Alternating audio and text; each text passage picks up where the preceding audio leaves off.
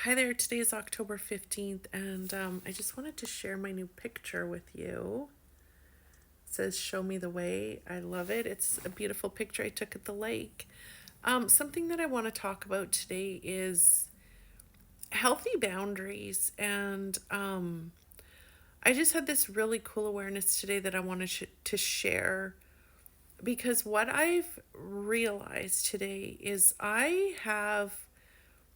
I've gotten really, really good at taking responsibility.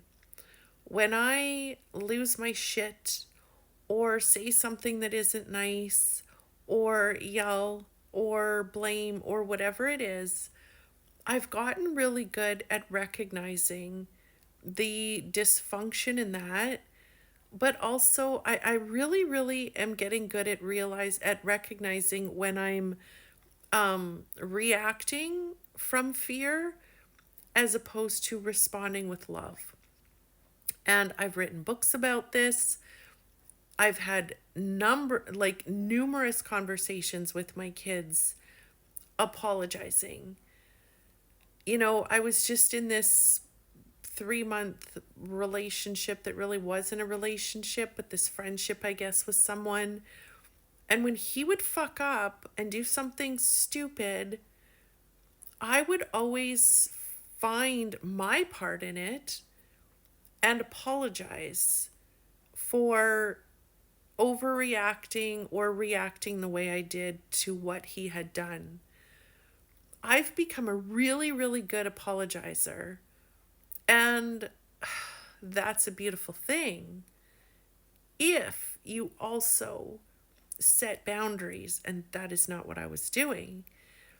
I take responsibility, but I do not share responsibility. And I'm sharing this because it's so fucking powerful to realize when you are still in the grasp of being hurt by other people and allowing it. So, what I realized today is holy shit, I need to now hold people accountable for when they are being hurtful to me and to others. And it's just such a huge awareness. So I'm just inviting you to look at your relationships. Number one, if you're being overreactive and losing your shit and blaming and complaining and doing all those things, well, you need help. But I'm talking to the people that have moved beyond that. If you're stuck there, this isn't for you. I'm talking about the people that have learned how to apologize and who have done the work to not lose their shit on other people. And if we do lose our shit or, we start to react from fear, well, we've done the work to be like, holy shit, that wasn't okay. It wasn't okay. And so, like I said, I'm talking to the people that have matured enough emotionally, mentally, spiritually to realize that when you are blaming somebody else for your problems or, yelling or like losing your shit, like I said, that's not okay. But I'm talking to the people that already know that's not okay. So we have moved into this space of, okay, I am sorry for that. I shouldn't have done that. I shouldn't have said that. I shouldn't have acted this way. I should have done this. I should have done that. Okay, that's where we are now. But what I'm saying to you, if you've done that work to get to the space where you're not losing your shit on people, or if you make a mistake, you apologize. Now I'm asking you to look closely at the relationship that you have with your children, the relationship that you have with your partner, spouse, or someone you're dating or have dated.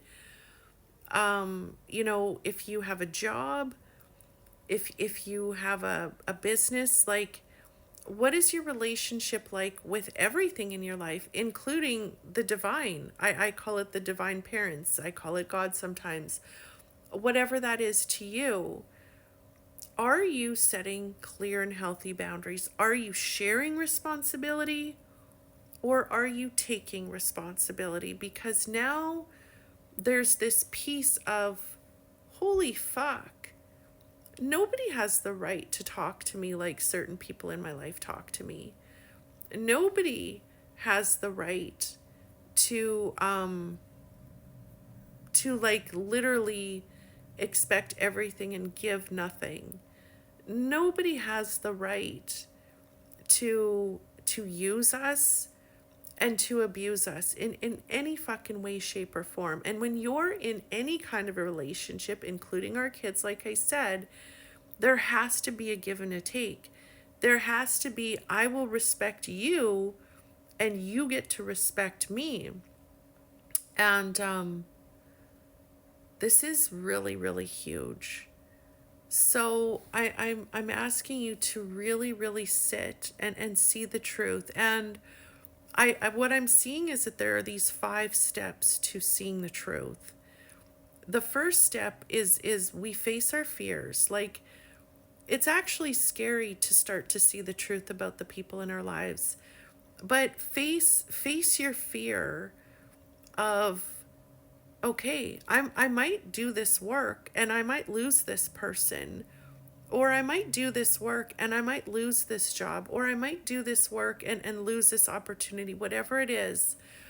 But if we're with people or in a job or whatever it may be, and that person or situation is hurting us in some way, why would we want to hang on to that? And the answer to that is because we're not strong enough to let it go. Because number one, we don't believe something better is going to show up. And number two, we think we need this thing or this person in order to validate us, in order to make us feel good about ourselves.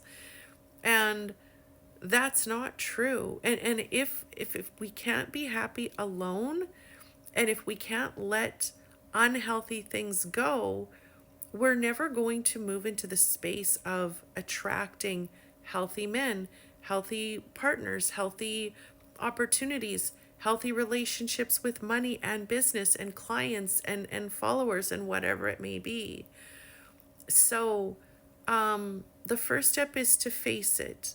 Really face your relationships, face the situations in your life, face everything in your life, and just be like, how does this actually feel? Is this hurting me and harming me in any way?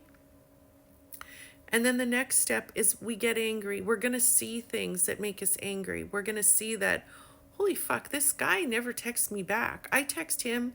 I compliment him. He doesn't compliment me back. Like, I mean, I'm done with that relationship. I have been for weeks now, but that was what was going on. And there was a part of me that allowed it.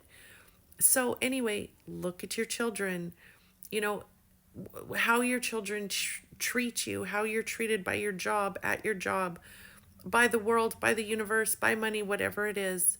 We're going to get angry when we see the truth, but you move from anger to sadness, because then your heart is going to open and it's going to be like, man, I'm really sad that I've, allowed men into my life that really don't give a shit about me. They think that they should get everything they want, but they're not willing to give anything.